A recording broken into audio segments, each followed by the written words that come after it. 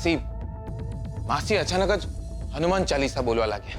जय हनुमान ज्ञान गुण सागर, जय कपीस तिहु लोक उजागर, रामदूत अतुलित बल धामा, अंजनी पुत्र पवन सुत नामा। પછી અમે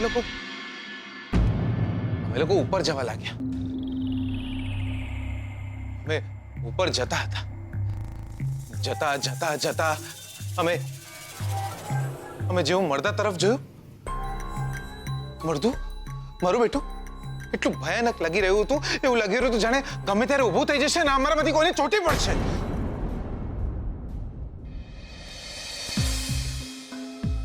દિયોર, હું વાંઢો ખરો, પણ આમ સાવ મળદું ચોટી પડે તો સારું ના લાગે ને દિયોર?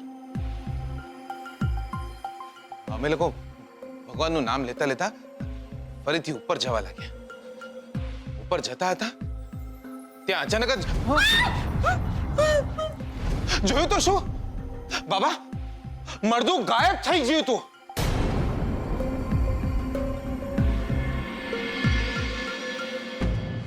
હા બાબા, મળદું ગાયબ થઈ ગયું હતું દિયોર। એક આખે આખું મળદું ગાયબ, પણ મળદું જાય ક્યાં બાબા? મળદું જાય ક્યાં બાબા? કંઈ કરો, કંઈ કરો દિયોર, અમને આ સંકટમાંથી બહાર કાઢો બાબા। બાબા, તમારે જેના માથા પર મુઠ્ઠી મારવી હોય મારો બાબા, પણ અમને આ સંકટમાંથી બહાર કાઢો। આ પર્વતમાંથી બચાવી લો બાબા, કંઈ કરો બાબા, કંઈ કરો। હા બાબા, હવે તો આ ઘરમાં જીવવું હરામ થઈ ગયું છે। દર વખતે એમ લાગે છે કે નક્કી કંઈક ખરાબ થવાનું છે, બસ આનો નિકાલ લાવી દો। બાપા, કાલે મળદા પર પપ્પાનો ફોટો હતો। આ ઘરમાં હવે કઈ અશુભ ન થવું જોઈએ। ઘરમાં લગ્ન પ્રસંગ છે।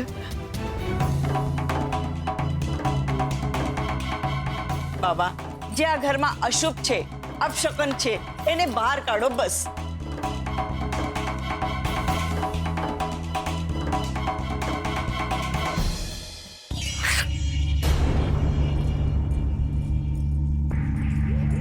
ના પડે છે બનોતી સીધી રીતે આ ઘરની બહાર જવાની ના પડે છે। કઈક વિધિ કરવી પડશે।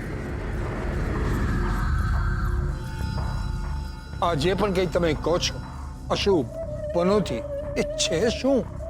કોણ છે?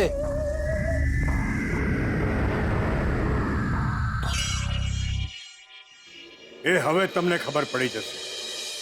હું તમને મારી વિદ્યાનો પરચો બતાવીશ।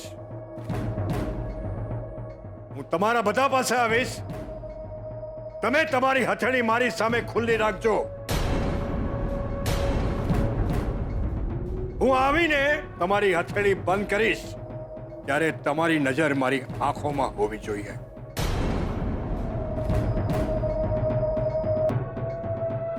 બીજે ક્યાંય નહીં। હવે બધા પોતપોતાની હથેળીઓ આગળ કરો।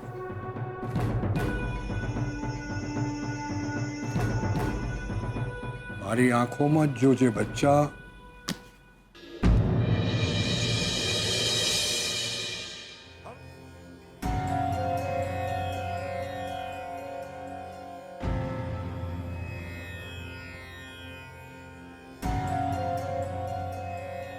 મારી આંખોમાં નજર।